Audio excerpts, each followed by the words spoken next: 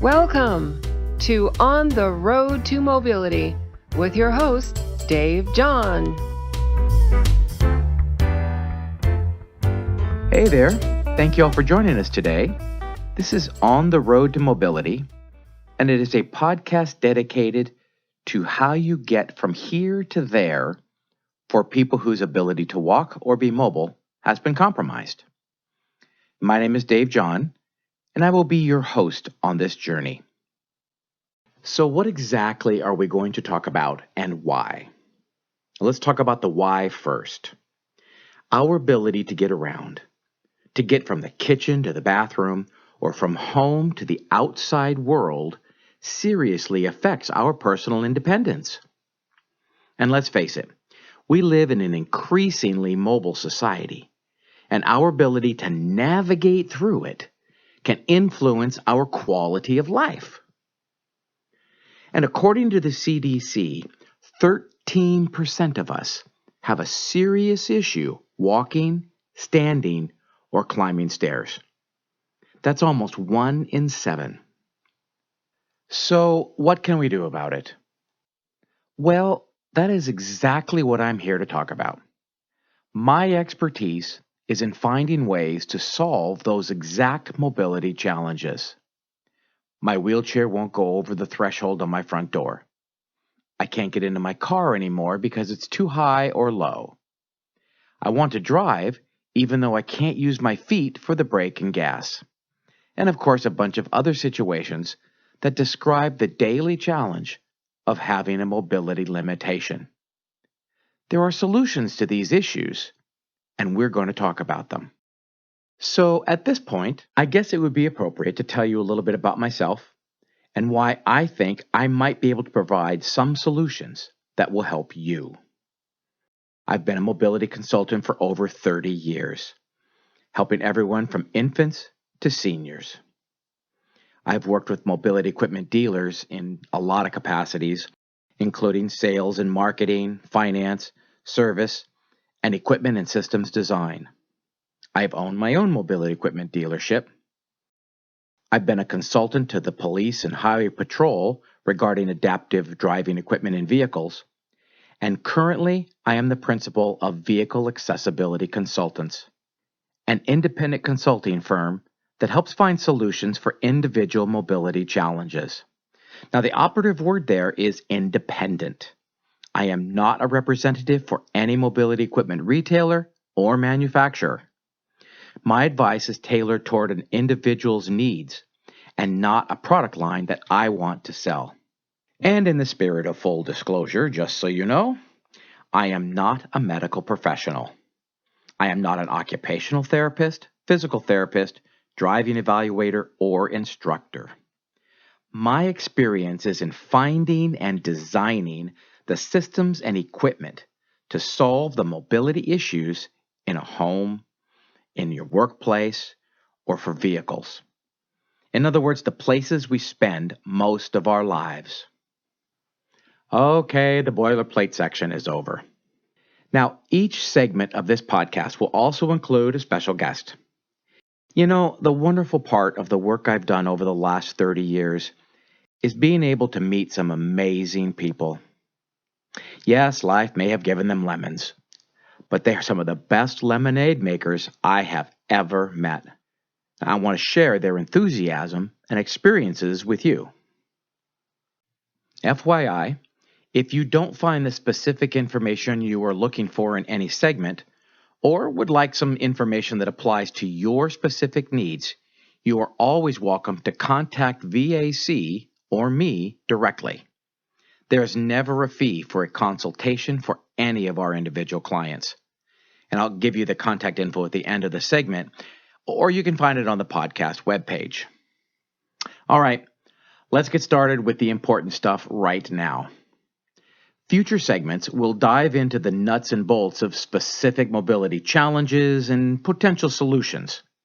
But for today, what I want to emphasize is the huge selection of options that exist in terms of equipment and systems to solve those issues.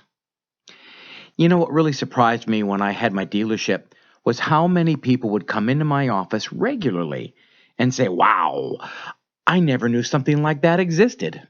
They could have been talking about a lowered floor minivan that a wheelchair can roll right into, or a powered stair chair for multi-story homes. You just sit on it and it brings you to the top of the stairs. It was sometimes amazing how little info was common knowledge even within the disabled community.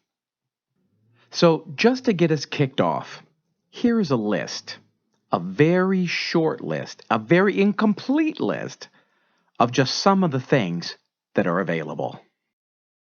Wheelchair lifts for vans, scooter lifts, a dozen style of hand controls, turn signal crossovers, automatic transmission shifters, stair chairs, interior wheelchair platform lifts, porch lifts, threshold ramps, adjustable desks, siren sensors, turning automotive seats, automatic door openers, automatic wheelchair securement systems, wheelchair accessible electric vehicles, portable pool lifts, removable car door assistant handles, portable ramps. I could go on, but this is only a short podcast.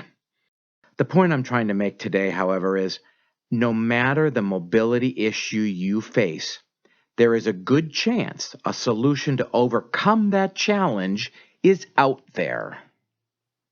Now, if you've purchased any of this equipment in the past or spent any time researching some of this stuff on your own, you know that some of it can be pricey, maybe even cost prohibitive. But often there can be solutions that are far less expensive or sometimes even free. Not always, but if a cheaper solution exists, I want you to know about that option. Now, that being said, safety is another primary consideration, and there is sometimes a conflict between cost and safety. But let's talk about it. I want to encourage you not to limit your own mobility just because you think you can't afford it. And along those same lines, on top of less expensive options, there are also many grants, awards, loans, and financing available. Now, I will have a segment devoted specifically to this subject in the near future. But for now, just know that, again, you have options, and your independence is possible. Now, this next section is the special guest part of the podcast, and I am really looking forward to it. Our guest today is someone I met many years ago. I've known Jill since high school, and we both grew up in the Pasadena, La Cañada area of Southern California, had a similar circle of friends. She met her husband Tim at a New Year's Eve party at my house, and we both ended up moving to the Bay Area. And in fact, Tim and a few other friends introduced me to the joys of wine tasting in Napa and Sonoma, and Jill, I may never forgive him for that. That cost me a lot of money over the years. Jill was born with spina bifida in an era where that diagnosis was pretty much fatal. But she made it. I remember hearing a story about how the doctors told her parents if she lived, she probably would never walk. She walked until just a few years ago. She was told she wouldn't have children. Her lovely daughter Elizabeth is 29 this year. So many things she was told she couldn't or shouldn't do, she did. After raising a family and working hard to help Tim support them for quite a few years, Jill earned her BS in engineering in 2016 and is now the manager in the customer service department of Bosch Rexroth Hydraulics in Bethlehem, Pennsylvania. Say that 3 times fast. An international engineering and hydraulics manufacturer and supplier. I've respected and admired Jill for many years and am proud to know her. Please welcome my friend, Jill Evans. Jill, welcome to our podcast. Hi, Dave. Thanks for having me. Oh, it's my pleasure. I'm so glad that you could join us today. Jill, one of the things that I have been so impressed with you over the years is how you deal with your situation and how you still maintain this amazing attitude through it all. First of all, can you tell us a little bit about your progression, your situation, your disability, and maybe how that's changed over the years as well.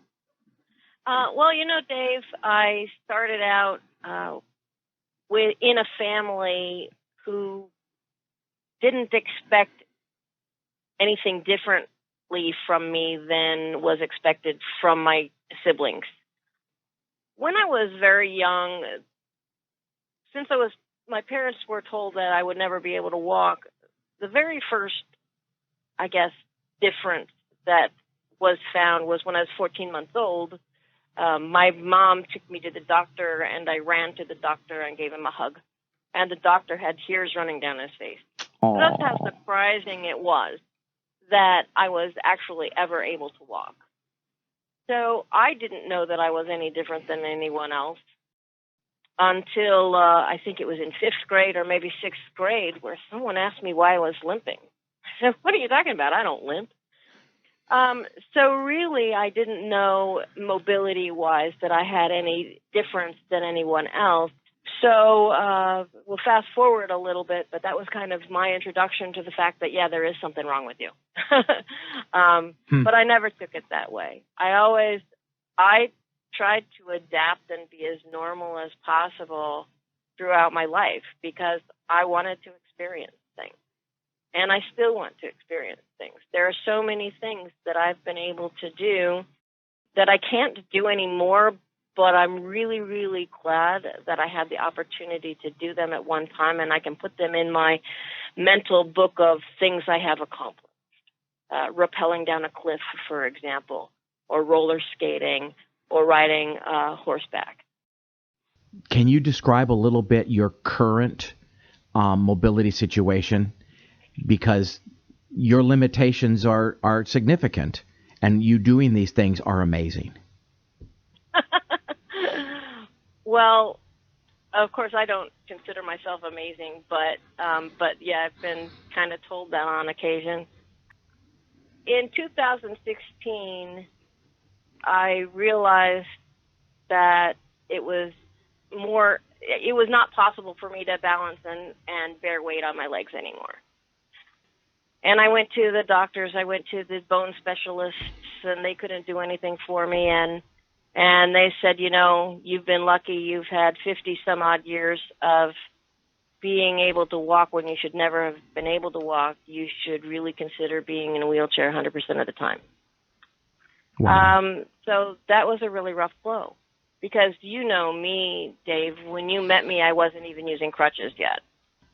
Talk a little bit about the mobility equipment that you use and really how that's affected your life. Well, some people might look at having the equipment that you have as limiting, but to me it's freeing. As a matter of fact, my very first wheelchair that I got in 1996, I named it Freedom.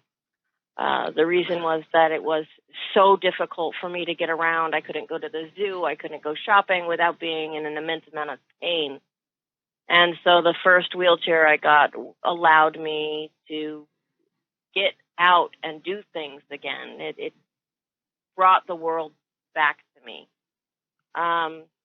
So if you take a look, or if I take a look at the benefit of the mobility equipment as I go along, what is it doing to make me more independent, the more willing I am to accept and adapt to them and actually be very happy about that equipment.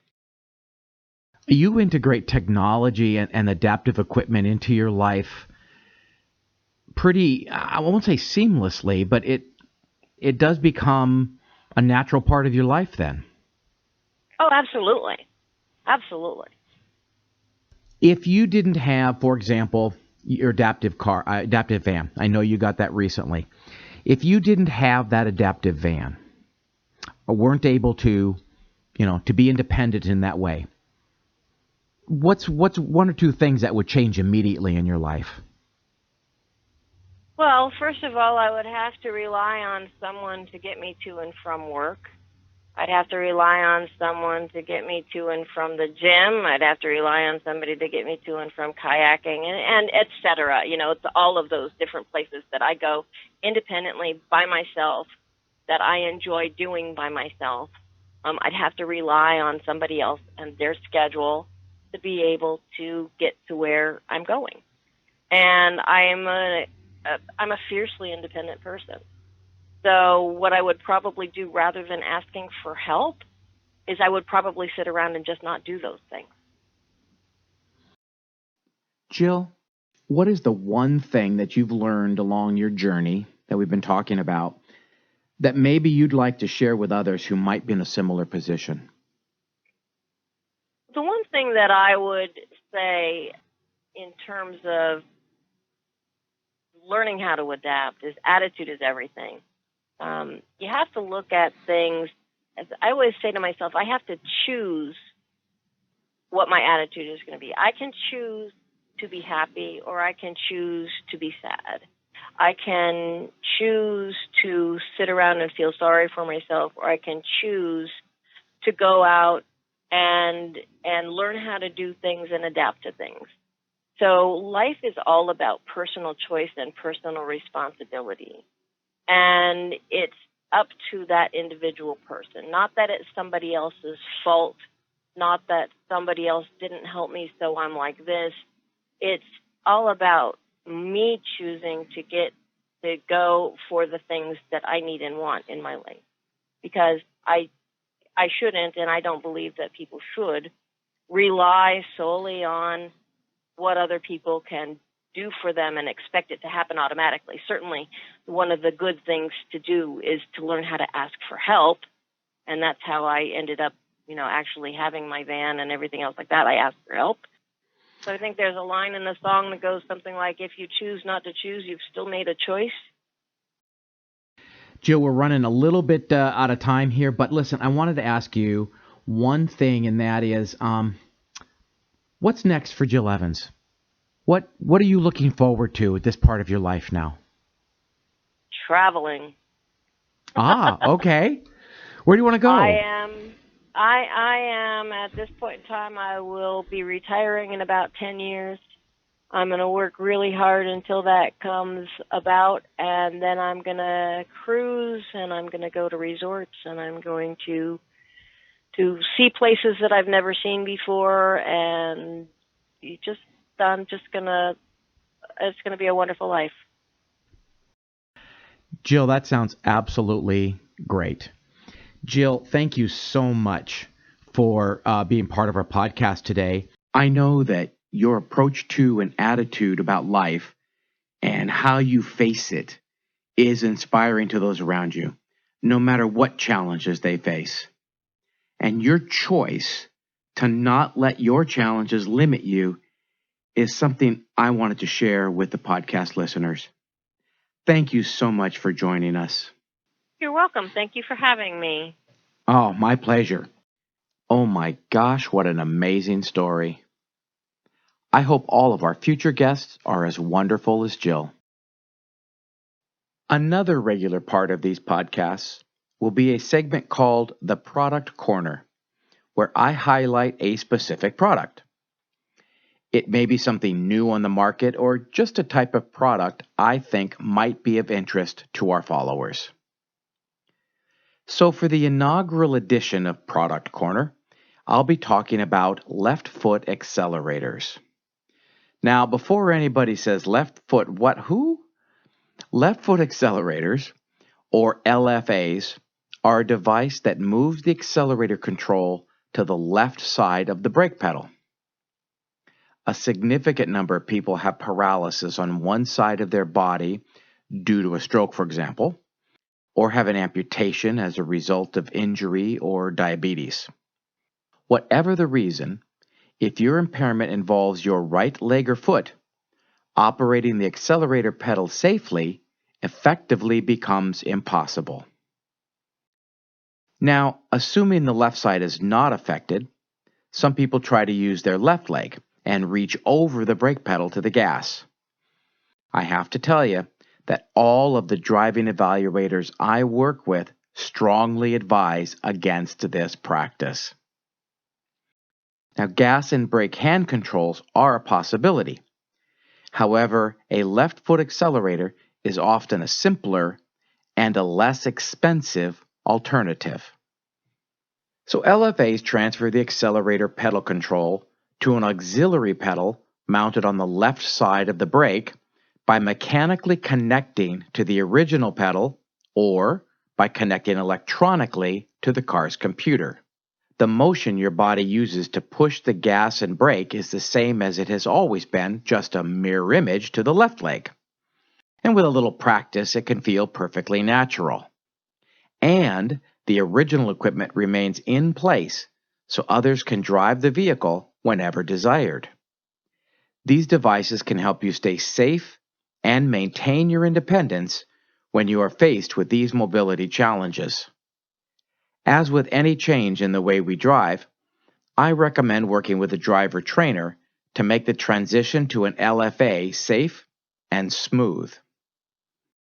Well, that just about wraps up the first On the Road to Mobility podcast. I hope you found some helpful information there. And I want to thank again Jill Evans for being with us today. Jill's story has always been amazing to me, and I'm glad I could share it with you in this segment. Now, so let's take a quick look at some of the info coming up in future segments. Transportation for elderly family members, mobility funding options, parents with disabled children, low-income mobility solutions, finding and purchasing an accessible home, and mobility travel are just some of the upcoming subjects you can find on this podcast. As I mentioned earlier, if there's any information you need that you did not get in this segment, or if you would like to talk about your individual mobility challenges or needs, you are perfectly welcome to contact me directly at Vehicle Accessibility Consultants. My email is djohn, John, at vacaccessibility.com. This info is also on the webpage for the podcast, and an email link is provided.